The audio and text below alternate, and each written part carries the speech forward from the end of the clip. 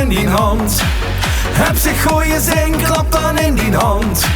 Heb zich goeie zin, klap dan in die hand. Heb zich goeie zin, klap dan in die hand. En als die goeie zin, wie die